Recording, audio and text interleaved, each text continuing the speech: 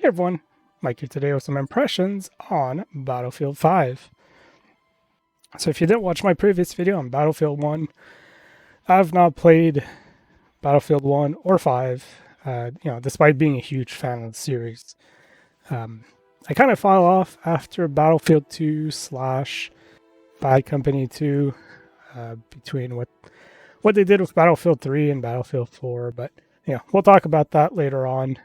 And yeah, these are early game impressions. I've not played a ton, so actually, before we hop into multiplayer, I want to address something that kind of annoyed me with Battlefield 1, which is if we go here, replace weapon, look at that. I've got guns to choose. So one of the things I was not crazy about Battlefield 1 was, you just started the game fresh, and you can't really choose weapons. I found that to be a little silly. At least here, you can totally do that. There's a bunch of visuals and stuff you can throw on as well, which, whatever. So we'll do a tactical conquest. This is kind of more Battlefield 2 typical servers, where it was 64 players but on 32 player maps, often without vehicles. That's kind of what this is. These are tighter maps. There's more verticality to them. And it seems like some rules are a little bit different, as in anybody can revive each other, maybe? Question mark? Not too sure. There are some differences that seem to exist, though.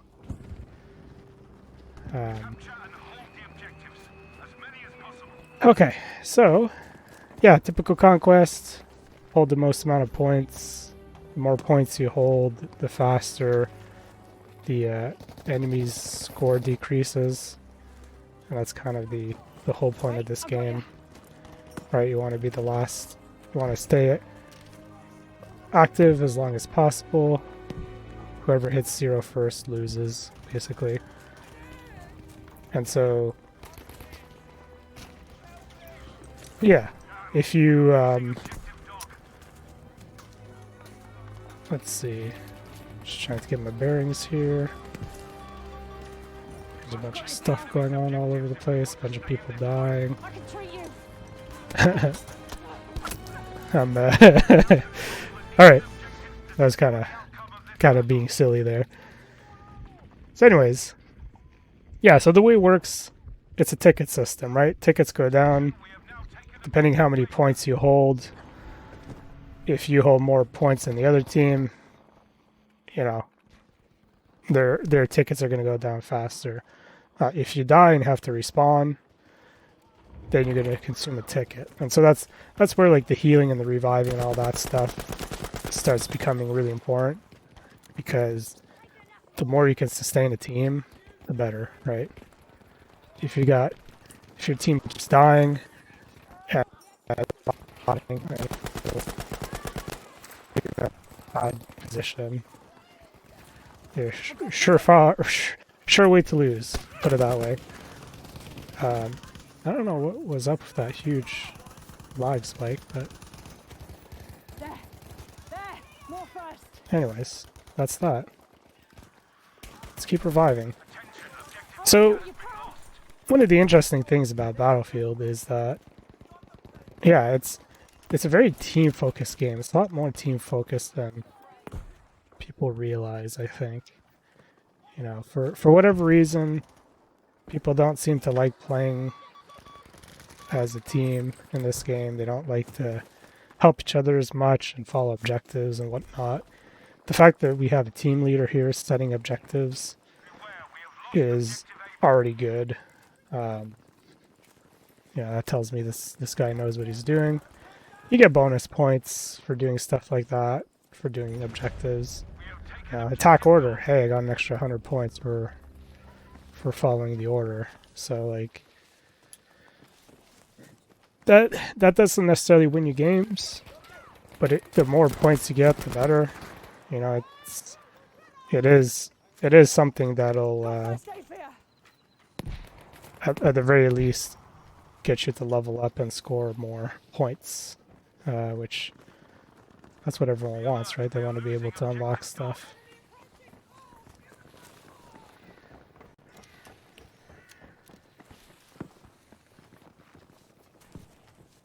yeah, I think.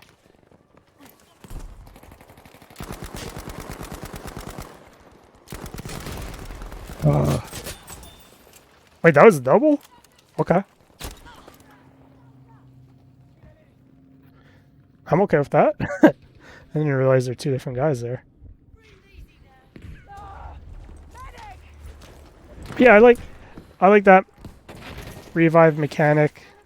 You know, the idea that I can hold out longer and basically save a death that way by holding out longer if I know there's teammates coming. And then if there's no one, well, obviously we're just gonna abandon ship and not bother, but, you know. That was bad on my part. I should have looked. I was expecting some of our teammates to be over there. Yeah, you can also look around, right? So you can see who's around. So you can just say, okay, bleed out faster and screw it, right? Let's take another shot at it. So that's pretty important. It makes a quite of a difference. First aid, take it.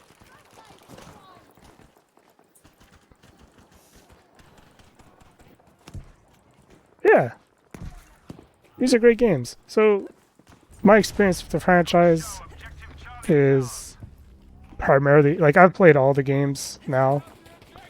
This was the last one I hadn't played. But my favorite games were by far and away Battlefield 2 and even Bad Company 2. I think at the time I was less crazy about it than I am now. You know, in retrospect, that game is phenomenal. At the time I was a little disappointed in it not being Battlefield 3, you know, the Battlefield 3 that I wanted. However, seeing, you know, knowing what Battlefield 3 became, I'm not too upset. The thing that kind of got me with Bad Company 2 was, you know, rush mode. Rush mode isn't bad, but it is different, and to that extent, I was not super thrilled with that. I thought Conquest was a bit better. Rush mode felt a little much at times, if anything. So there's that problem. I was never crazy about the fact that they went to 2 kits for each class. I wish there were more kits, or rather, they went to 4 classes. Is what I meant to say there. You know, 4 classes is not a lot, especially considering the amount of stuff you could do in this game. So I always thought a more reasonable amount of classes would have been 5, because Battlefield 2 was 7. So you had Spec Ops, Anti-Tank, Engineer, whatever the heavy one was, with ammo, Medic, Assault, and Spec Ops. So what they did is they kind of combined all of those into one kit, more or less. Or like they took 2 of those and combined them together and tried to make stuff very dual functional. But like, I personally don't think it worked out particularly well, you know, especially with Bad Company 2, you know. The the medic having the heavy gun was always bizarre decision. I'm fine with it, I guess, but yeah. I think over time that decision turned out to be okay. But it's just, you know, if you're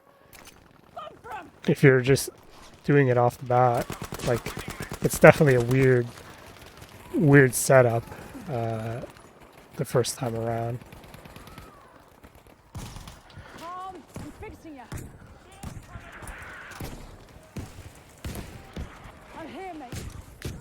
But yeah,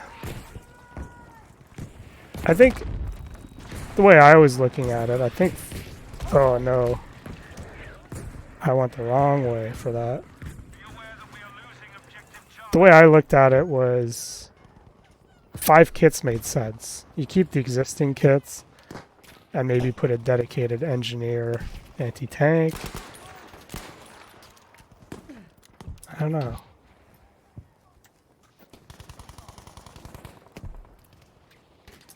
I'd have to look, like, with these newer games, everything kind of changes, so I can't necessarily comment on what I'd do for this one, but Bloody hell.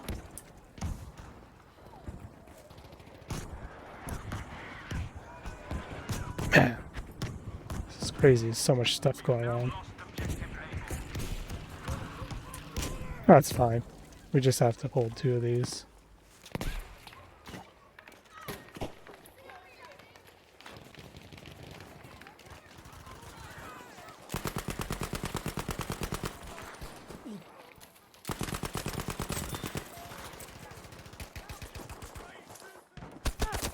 Oh, yeah.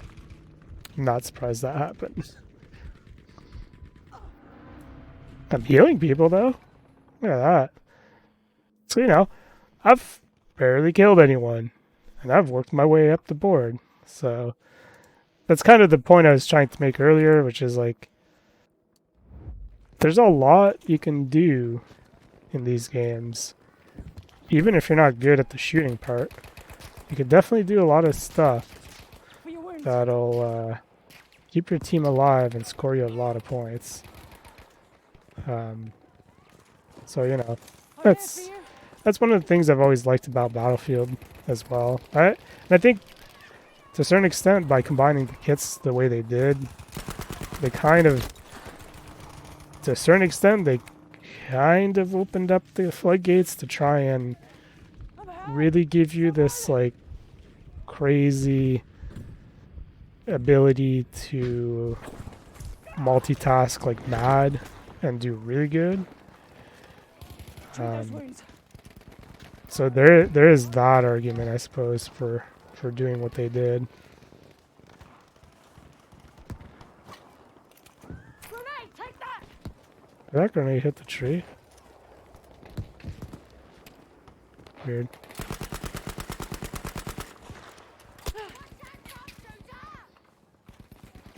Yeah, that's... Oh.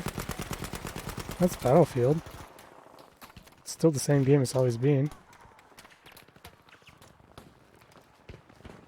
Still a lot of fun. You know, that... DICE still knows how to make a game. Go figure. It does... Maybe to a certain extent. The reason I say that is... You know, these games are still buggy, which is unfortunate. I wouldn't say this one's particularly bad, though. Thankfully, it's not. It's not being too bad as far as Battlefield bugs go.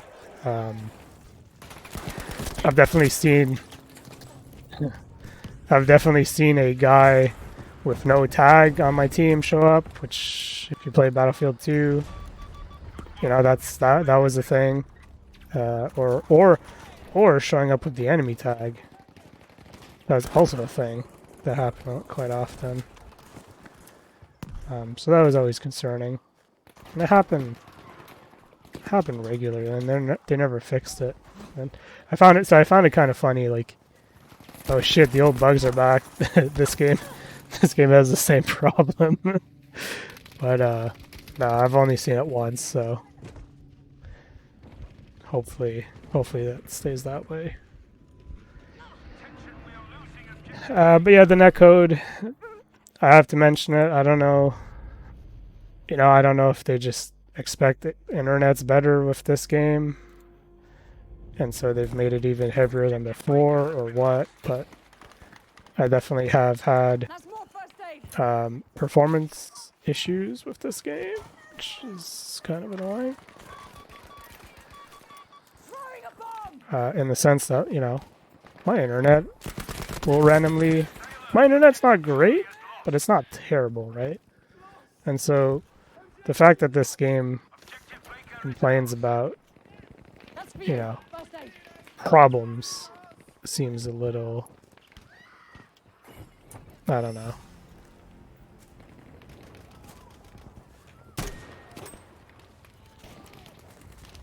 This is not a... This shouldn't be a super demanding game. I'll put it that way. So I shouldn't see this game complain about my internet not being good enough. But I've definitely noticed a couple of times various icons will show up saying, "Oh, like now, you know, packets are not coming in on time," and whatever other stuff they mean. So yeah, not great.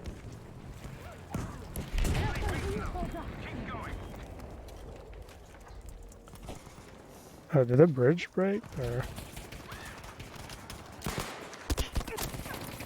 what's going on?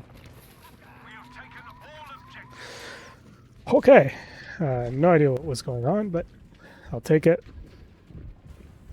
But yeah, this is bringing back Battlefield 4, especially was problematic, and the reason I bring this up too is it's curious that it's an issue when games like Battlefield 2 didn't suffer from the same level of problem, and yet, you know, we've got the same player counts.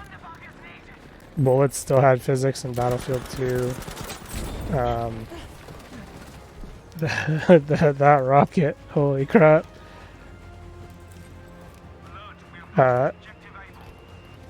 Yeah, Bullets still had physics. Still had 64 players. And everyone had fairly crappy internet back then. And yet, I don't see too many things that they do in these newer games that requires that much more internet, and yet they seem to. And I'm curious if the servers are also doing a lot more stuff, and that's also part of the problem. By requiring so much more server load, maybe the servers are not keeping up. I don't know. So it'll be interesting to see how things go with the new game. The new game being 128 players. Maybe whatever netcode stuff they've been using for the last couple games, they're moving away from that. I don't really know.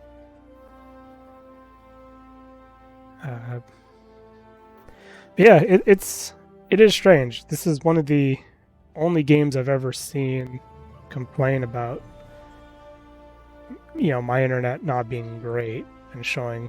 I don't remember what all the different icons mean. It's been a while. We'll just fire up a standard conquest so you can see what the normal bigger maps look like. So these have a lot less verticality, and they have more vehicles, so I'll just kind of show that real quick.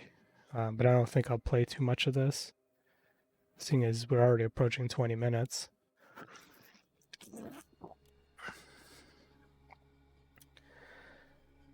Yeah, I wonder if maybe the servers are overstressed kind of thing, if that's maybe the problem. And they're just not able to keep up in time. I really don't know. I'm gonna do the smart thing and go for the further objective right away. And we're gonna do it because I've not played this game. I've played this map real quick once, so I kind of know where to go. Oh, I think I missed a turn.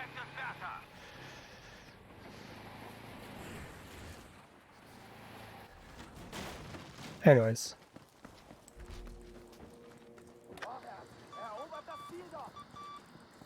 It's curious that people don't tend to do this. This game. I've not really seen too many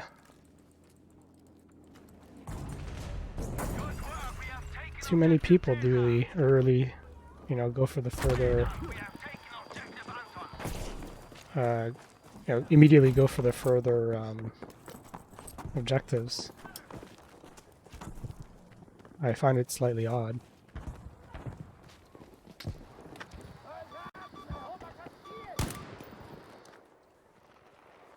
But anyways, yeah, I don't really have too much else to add. Battlefield 5 is still a good game. Like, DICE can still make fun games at the very least. So there is that. But at the same time,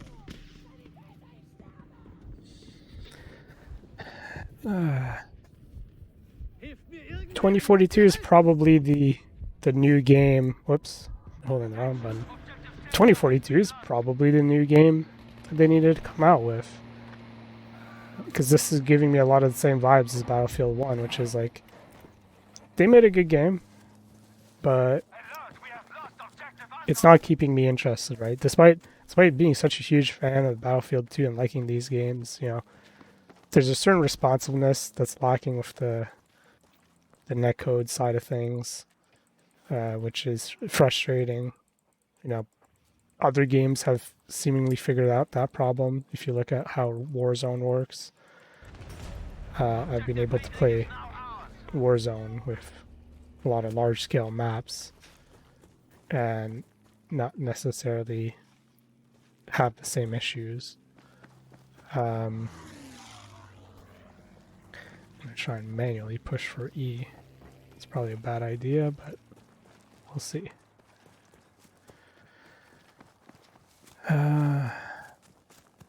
Yeah, it's, you know,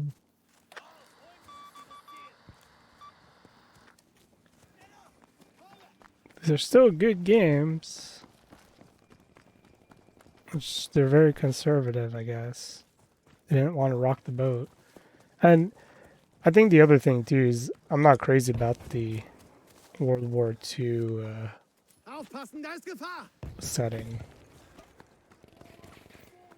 I don't have anything against it.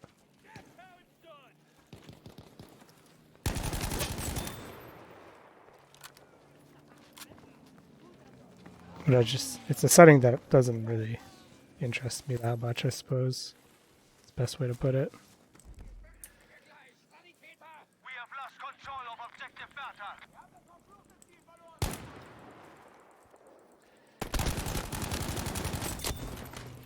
What the heck was that? Wait, my teammate literally standing beside him? Hey. Hey. Hey.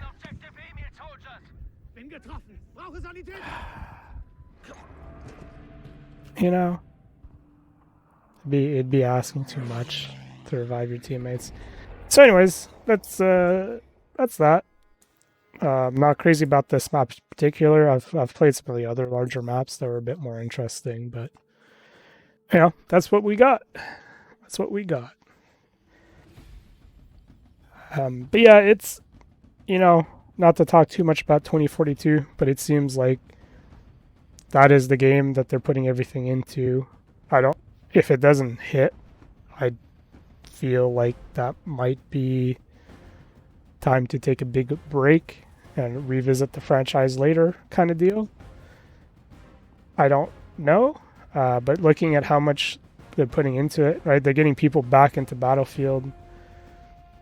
They have Battlefield 1 and 5 through the Amazon Prime / Twitch Prime thing, which is kind of crazy, but yeah, they're getting people back in that sense. And I've been seeing a lot of videos and a lot of hype. 2042, you know, they were going real hard in the Battlefield moments stuff, showing off classic Battlefield things.